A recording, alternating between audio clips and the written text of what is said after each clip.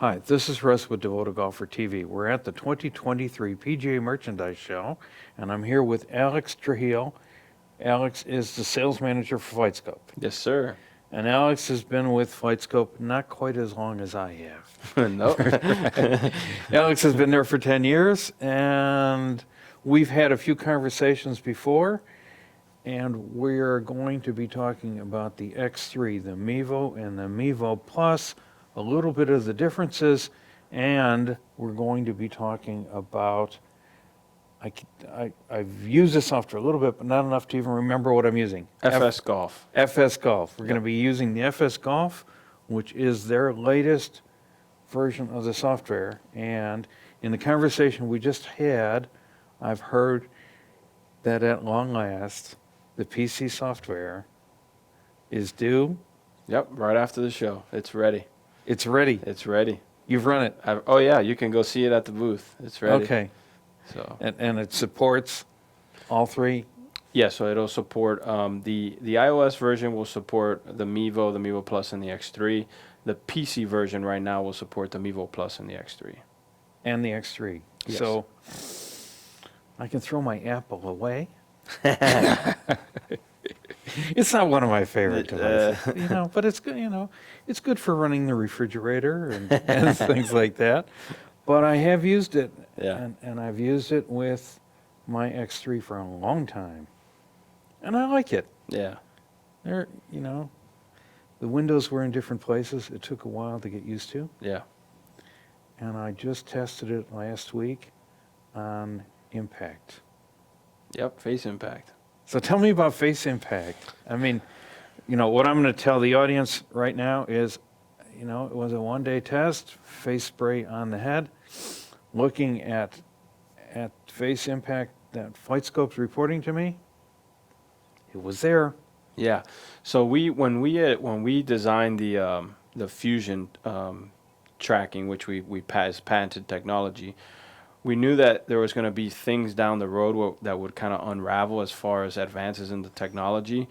And so now we have the advanced fusion technique, which allows us we use the radar as well as the synchronized image processing, so we can see a lot more things. Mm-hmm. So as long as the lighting conditions are okay in your environment, And I work outside.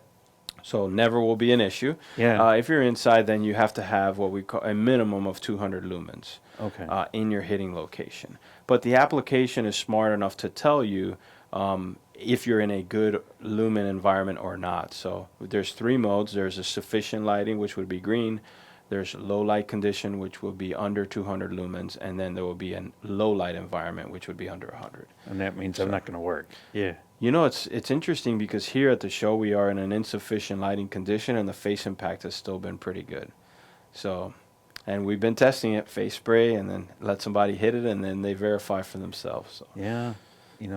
For the fitters out there that are using this, it brings a whole new dimension, like immediately. Yep. There it is. I'm looking at acceleration curves, and I'm looking to eliminate bumps and acceleration curves, which I love. Yeah. Right? And then, all of a sudden I'm looking at face impact dispersion as a new aspect of which shaft I should be putting this guy in, because on this particular fitting, and this is only one test, on this particular fitting, when I got him in the right shaft, I cut down his face impact dispersion. Yeah. So I got one request for the software. Right now, I can only see one at a time. I'd like to see a grouping Of the mapping? of the mapping. Yeah, so if you actually go into this screen and you go, there's your heat map, but Right. you can actually select all shots now, and it'll show you every shot on the face. Was So- this out last week, or did it was just updated. So, Okay. yeah. Yeah. So it will show. Okay. The other I get thing it. is, So tell me, heat mapping. Tell me about that. yeah, so it's basically just a grouping on the face. Yeah. So we take all the shots that you've hit, and we show you the areas that's hotter, basically green, orange, red, to Mhm. show where you're hitting the most. But the really interesting thing that we've done here too is that we allow the user to adjust the size of the head shape. So as you know, if you might have a player that's in a game improvement iron, then you have a player that might be in a blade. Those head shapes are totally different. So Yeah, yeah. the software allows you, if you notice that the impact might be slightly off, it could be because of the image that's defaulted to the software. So we allow the user to adjust that. So if you measure your head width and height, you can input it into the software, and then the impact location will be very, very precise. Yeah, so I only had one chance to use this before I came here, and we were just on drivers. Yeah. So. It does irons too. Oh yeah, irons, wedges, chipping. It'll do it in chipping as well. Yeah. So, So how do I tell it which head I'm using? so you'll Where just does it get that? so it's from your bag. So if, for example, if in this session I just had a 7-iron, but if I had a driver, then the image would actually switch to driver head. So Okay. I get and then it. if you switch wedge, it would switch to a wedge head. Now these are just default images, so Right. it's Yeah. So it's listening to this the right the golf there bag. Yep.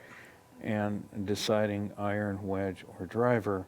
So I need to pay attention, make sure I set those up right. Yes. Yeah. Yes. Yeah.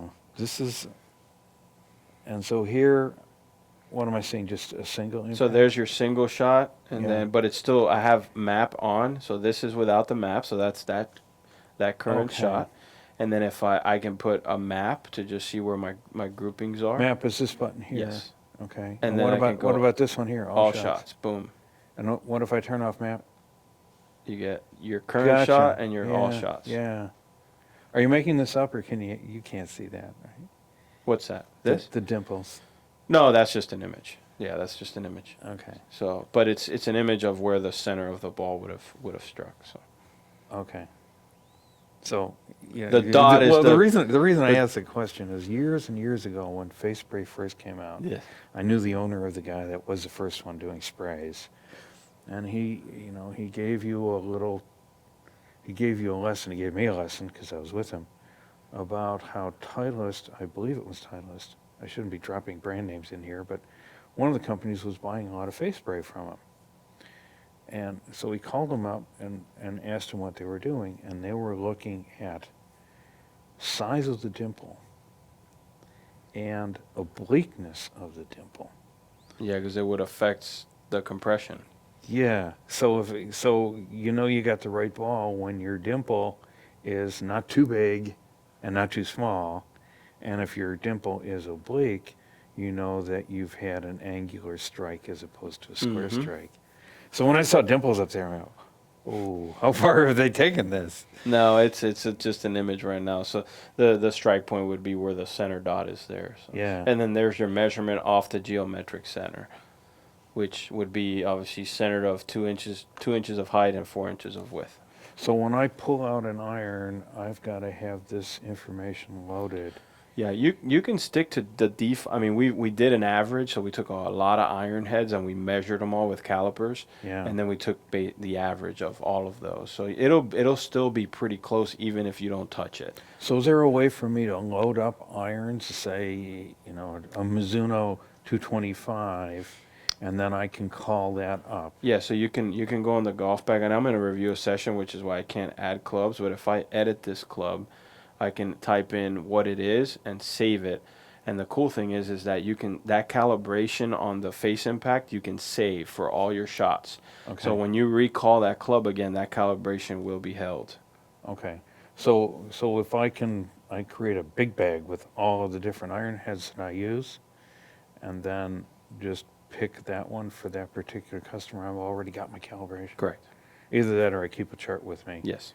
And I load in my calibrations per session. Yeah. I'm not likely to do that. It'll still be pretty close, even if you don't calibrate it. I mean, it might be, we're talking very, very minimal offsets. Yeah. So, And, so there was another company in here talking about driver heads and how this head is this way and that way, and this head is this way and not so big that way. So, yeah. So this is going to be important that you calibrate it if you're really into this. So in your experience, how are you seeing this assist a fitter or teacher? Yeah, I think it's huge. I would say for a teacher, it's just going to help a system and the communication to the player that, hey, unless we get this thing closer to the center of the face or where the sweet spot would be, we, we're kind of everywhere, right? We need to hone in on this, Mm-hmm. and that can be done whether they're working on mechanics or maybe they're working whatever they could be working on just to get that closer to the center of the face. For a fitter, I think it's huge because now, you could have a good player that might be heel bound based on maybe the way that the shaft is loading or unloading, Mm-hmm. or maybe they're weighting, their swing weighting, whatever the case may be. Maybe their lie angles are off. Mm-hmm. So with a fitter, I think it's going to be huge because they're going to be able to just click the map and say, hey, maybe lie angles off, so the heat map is at an angle like you were talking about the oblique strike. Mm-hmm. So a fitter is now going to be able to show, listen, this is how you came to me. These are the adjustments we made with the shaft, with the lie angle, with the loft, and look at how we've honed in on the heat map. So I think it's going to be huge. So in the research that you've done with this, if my heat map is over here, am I losing distance? Am I losing directional control? Or over here? I mean, just give me your sense Yeah, of what so you've seen. in my personal game, I'm a little bit more toe bound, so I Yeah. have more of the hook. Yeah. And so in theory, I mean, and general, the more you go towards the toe, typically the more that player is going to be a hook player. And then obviously towards the heel would be more of a cut or a slice player. So I think it's just the biggest thing is that now you can correlate the sensation or the feeling of a shot when you look up and you look, oh, I didn't think I hit it there. It didn't feel like I hit it there, but I Yeah. did hit it there. Yeah. And so Yeah. now you get that instant feedback of, wow, that feeling of hitting it in the center of the face. Now I know what that feels like instantly. So Yeah. with Yeah. I mean, if affirmation, you've played enough golf, you know do where you struck it. exactly. But especially But with if you're teaching, the student doesn't necessarily understand that feel of a toe strike versus a center strike. especially when you get to drivers and there's massive, you get more gear effect. A Yeah. player might be thinking that they're hitting it, maybe a little bit heel bound, but maybe they're not. Maybe they're on the other side of it. Maybe they're way out on the toe and now the ball's cutting. It's never Yeah. coming back. So Yeah. Yeah. I think it's just going to be really cool to match those two things up. What you feel versus what actually happened. Okay, so you and I have been talking. I mean, I've got more experience with FlightScope than you do, Oh, yeah. but in terms of you being out there every day doing this, your experience and my, you Yeah. exceed my experience. But let's talk to our audience and give them an overview of what we're looking at here. And I'm going to keep my mouth shut for a little while. Go for it. Yeah, so I mean, it's And I'm not just saying this aspect of it, everything that FlightScope does. yeah, so it's we pride ourselves on providing performance data that the user can trust. Mm-hmm. And so, our portfolio of products, whether you're a teacher or a fitter, where you are at the top of the line of our products, which is the X3, it's a full tracking radar with the ultimate precision. I was talking to someone earlier today about the differences, and their son plays on the DP World Tour, and he's like, listen, he uses an X3 because if he hits it 180 yards, he wants to know that it went 180 yards. Right. So it's that level of precision, whereas you start to come down in the portfolio as far as price points and you get into the Mevo Plus Pro package, yes, it's still very accurate, but it's a limited flight radar, which is why there's such a huge gap in pricing. So it's still very accurate, but it's not going to have that pinpoint precision like an X3. So you might hit it 180 yards actual, and this might report 178. So it's small discrepancies, but there is still a difference. And then in the introductory level product, which is our Mevo, that is still a launch, a radar, more of a launch monitor because we're not tracking as much of the trajectory. We're running more ballistic models, but the user can still get some data parameters from ball. So you get club speed and then all your ball data parameters. So, we have. Let me stop you for 1 second. Yes. And let's explain the difference between what you call a ballistic model and a full tracking. Yes. So in I used to have a word for it. I call it, that one's calculated, right? yeah. So in the full tracking, we see the ball in the radar spectrum from the moment it hits the club face to the moment that it lands on the ground. Obviously on a flat surface. If you're hitting down a valley, it's not going Right. to see it down Yeah, there. yeah. With limited flight tracking, what happens is we see a certain portion of the trajectory, and then when the radar can no longer see it, we have enough information to run a ballistic model, Okay. which is what we do indoors. Yeah. Indoors, you hit it into a net, Right. and we have very little information, and then we run a ballistic model based on launch, speed, spin, the parameters that we gather initially at ball strike. So that's what the basic differences are. As a matter of fact, sometimes when you're using an X3 in an outdoor mode, you'll notice your trajectory shifting, especially if there's wind, because it's actively tracking that ball. Yeah, yeah. So it's pretty neat to see it shifting with weather conditions. And so, in the PC software, which I haven't yet seen in this, you have the yellow line and the blue line, Yes, right? yes. And, For what and was the blue line is ballistic, yes, and the yellow line is what actually happened. So, so I've got the blue line over here, and I got the yellow line over here, and I actually carry a wind gauge, right? And say, well, that's what a 12-mile-an-hour in-your-face wind is going to do. yeah. Yeah, and that's a great tool. The EO stuff is great because, especially for better players, they can start to understand the effect into the wind is not the same effect downwind, even if it's the same speed of wind. Yeah. Because sometimes people are downwind and they're like, oh, this should carry another 20 yards. It doesn't. Sometimes you have that effect where it's pushing the ball down. So Yeah. it's good to be able to understand that. Yeah, yeah. So Yeah, we have, there's a player that comes out to our range every so often, and you probably know him. And I understand that Bryson actually was instrumental in asking that kind of stuff be developed. yeah, he was a big part of it. Back in the day, we were at Riviera at a tour event, and he, just trying to understand variables. Obviously, at that level of the game, they're all very good. Mm-hmm. So they're just trying to find an advantage, anywhere where they can gain an advantage. And he knew that the variable of environment was a very big one. It's probably the biggest variable in golf, right? Right. Yeah. So especially at that level, they all hit it pretty good. Yeah. So he just wanted to understand, hey, if we have a certain conditions, if the barometric pressure is such, if the wind is such, if the altitude is such, how does it affect my ball and my different trajectories? And so then we had to go down that rabbit hole of basically building an algorithm for weather that we can input into the software and then users could adjust.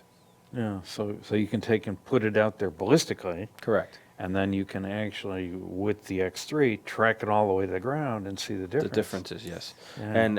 And in testing and in doing development for that, we built ball cannons that we fired because obviously the aerodynamics of a ball are proprietary. That's important information to the ball manufacturers. They're not just going to give you that. So we had to basically backwards engineer it. So we had to fire all the different balls, and then basically try to backtrack an aerodynamic off of that, so that we can say, okay, in theory, most of the balls do this in this type of weather. So there's a lot Most of balls, so we balls. couldn't do all of them, but I get it. we didn't. So you probably have some proprietary information Oh, about yeah. the difference between this ball and that ball. I mean, we know for sure what their differences. I get it. You haven't published that. No. have you? That won't ever be public. Okay, so let's walk through some of the other features. Yeah, so the new look and feel from the trajectory screen, now you can add face impact as a data parameter. So even if you're not in the face So I impact take screen. that and I pull it up, right? Yeah, actually, we've changed the interaction. Now you just tap it once and you can remove it, or you can just tap it once on the bottom bar and you will add it right back into the top here. I kind of, somehow or another, I think I figured that out because I couldn't pull it, And trying to pull it, I think I actually double tapped and it showed up. Yeah. And then we have our dashboard screen, which now we've allowed you to basically take the data. So right now I had one data parameter, but if I unhide all, I can bring them all up into my screen now. So Okay. they're color coded based on the different categories. So that would be distances, club angles, and then your flight information.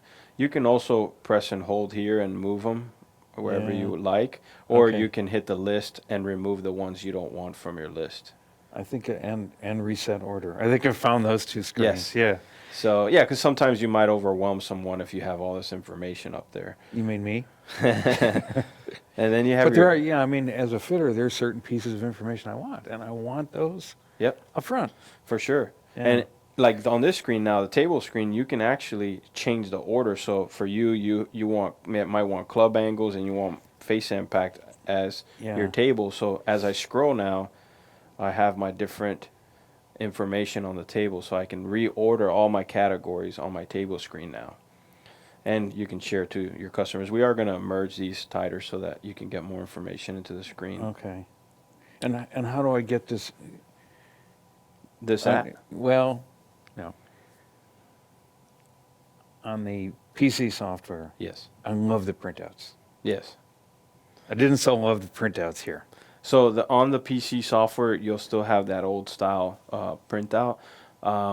I think what we're going to probably do in the future is we're going to give you more than one option on the style of printout that you want. Yeah. So you can kind of customize what's being printed out. So Okay, so that's coming. yes, Yeah.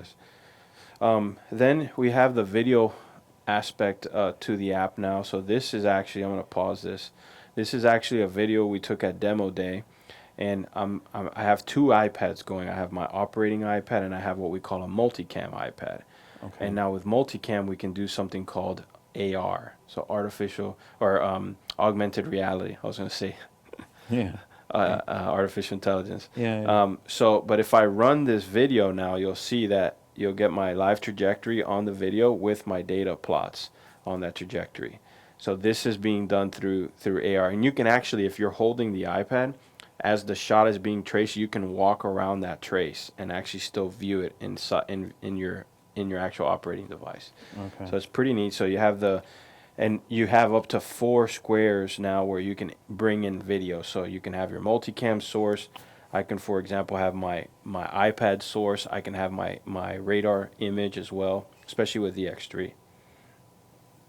And then the instructional component of being able to draw lines, doing circles, and then also recording a lesson. So now if I hit record a lesson, it'll record my voice as well as any functions that I do on the application.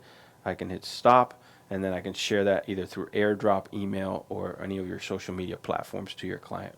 And so this is X3, or this is X3 or Mevo Plus. Mevo Plus. Mm-hmm. Because one of the instructors that I work very closely with called me a little while ago and goes, 20,000 or 2,500. I'm like, he's thinking, 2,500. There's huge value here for an instructor that's not ready to spend. Yeah.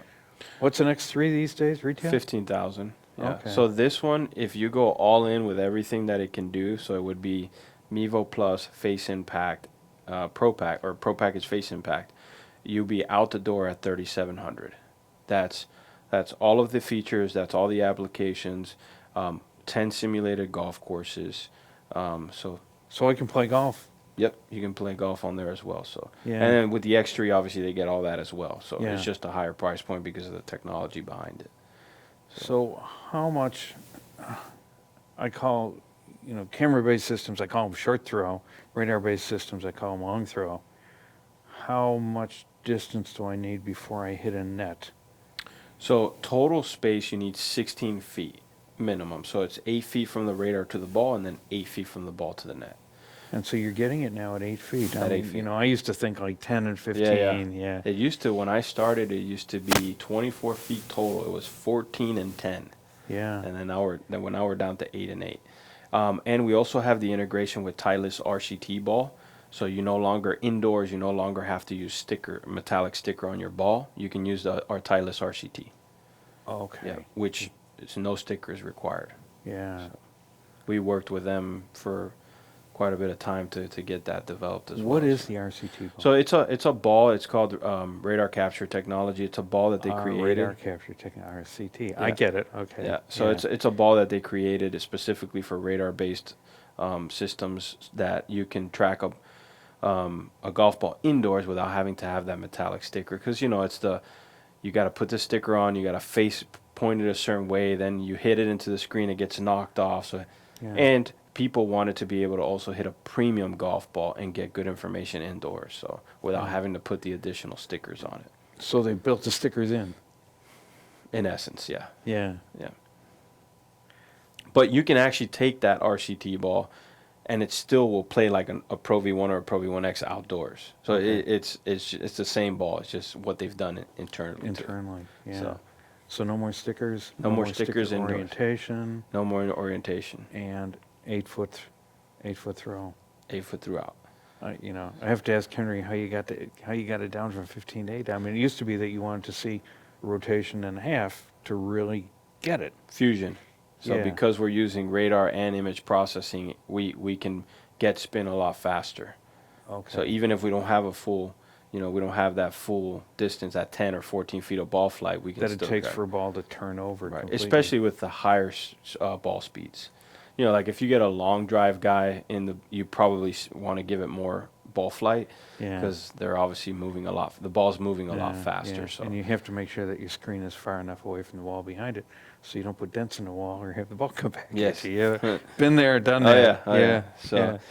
So that's the video aspect, and then new look and feel, obviously the face impact, but then we changed up our 3D screens as well to look a little bit more like the VX and the OPC.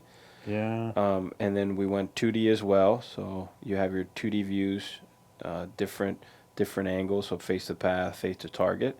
Okay. And then, last but not least, our D-plane view now that you can toggle through as well to see what the D-plane looks like from different views. I think I need to. When did all this come out? I think I need to upgrade one more time. It's all available, and then there's your charts that I know you use a lot. There's your acceleration I profile. live on these. So Yeah, this guy needs some. it's shaft. Somebody needs to get in there and work on his Yeah, shaft. yeah. That's a tad inconsistent. That's not very good. I was being kind, a tad inconsistent. I would say that his club is, my read on this is that the club's too light, Yeah. right? Yep. And I think that there's not enough weight to release these two synchronously. So you're getting this release, and then you're getting this release, and they're not timed. So there's my elbow release, there's my wrist release. Yes. The guy's out of whack. Yeah. Yes, and it was probably, I don't know who, I think it was me on the outdoor hitting a demo club. So I'm not even sure what kind of club it was, but it's great. That's why I like using these sessions, because you can see the different patterns. You know? And if I were to now go and hit my club or a club that I'm fitted for, you can see the differences, which is what makes these screens. I think if you're a fitter and you're not using acceleration profiles, you're really doing a disservice to your A disservice, client. or you don't know what you're doing. Yeah. We have different ways of putting Yeah. it. Yeah, you're nicer than I am. And when I see this go down like that and toe up, I'm thinking head rotation. Yep. He can't control the weight. Yep. Yeah, so then you probably go heavier, right? Or you go less, you change it. Take some weight out Yep. of it. Yeah. This goes back to David Nell, Yeah. and when Henry first got a Phantom, Yep. right? Yep. David Nell, I learned a lot from him. Yeah. Okay, so anything with that we missed? I mean, I can talk endlessly, I but- think but that's you might need to go back to the booth. yeah. I can keep you here all day. Wow, time goes by fast. But yeah, no, I mean those are the big things this year. The Mevo Plus Pro package with face impact, obviously the X3 with everything that we provide. The PC software, which is very exciting. That's coming out. So as soon as it's obviously released, which will be after the show. Only reason we didn't want it released this week is because obviously we're all here. So we want to be able to if we have any issues, we want to be able to obviously handle those. So Okay. but I've tested it for like the last month, so it's Yeah. very, very stable and it's very good. So you're gonna love it. What kind of computer are you running? We have the specifications. We do have certain specifications. Graphic card needs to be a little bit heavier than just any regular TV Yeah. because I think it's running some OpenGL stuff on there. But Okay. yeah, we have the specifications. It's not anything crazy. Like If a you soft can, Surface? yeah, you can use a Surface. Do I have yeah. to use the latest version of Surface or the I version don't think before so. I don't think so. As long as Because when you said graphics card, I know that the new version of Surface has a new card, yes. new graphic chip. So, but yeah, we have the specifications. You can call us up if anybody has any questions. They can call us. Our support team can help them with the specifications. Okay. So, So the big difference between 3,500 and 15,000 is full tracking. yeah, full tracking. Well, yeah, it's just it's a But bigger. other than that, most of what we're looking at here is available on either platform. Yes, it is available on either platform. So, That's a big deal for this little toy. Yeah, it really is. It really is. So yeah, and then up to 3 hours battery life, and then we did adjust the kickstand a little bit. We changed it to now it automatically clicks to 12 degrees. Before it didn't, and those are basically the big changes we've done on the Mevo Plus. Yeah, and so I'm seeing a camera in here, right? Yep. So that means that I can take and look downrange and say exactly, I know that I've got this perfectly lined Yes. up, and that it's pointing, Yes. that it's pointing at my target. Yes. And that was a lesson years ago from somebody who said, you've got to get these things aimed right, or your data's going to be skewed. It doesn't have a reference other than its target line, so Yeah. it doesn't know where it's at in the real world other than that target line. So Okay. Yeah. Well, Alex, I'm going to let you get back to the show. thank you, Russ. Because we can sit here and talk all day. So, it's great Yeah. talking to you again. Thank you, sir. And, for those of you that are interested in FlightScope, who do they get in touch with? They can call our sales team, Mm-hmm. or they can reach us at sales@flightscope.com, or flightscopemevo.com. They can find all of our products there, whether it's flightscope.com or flightscopemevo.com. So Yeah. And, I don't know if it's the fact that everybody over there knows me, that I get spectacular service out of the tech department, but I can tell you I have never been disappointed when I make a technology call. They go over and above what I would get from anybody else in terms of providing service and helping me with whatever problem it is I have today. And most of the time, I'm the problem. So, thank you, Alex, Russ. It's thank been you. great. okay.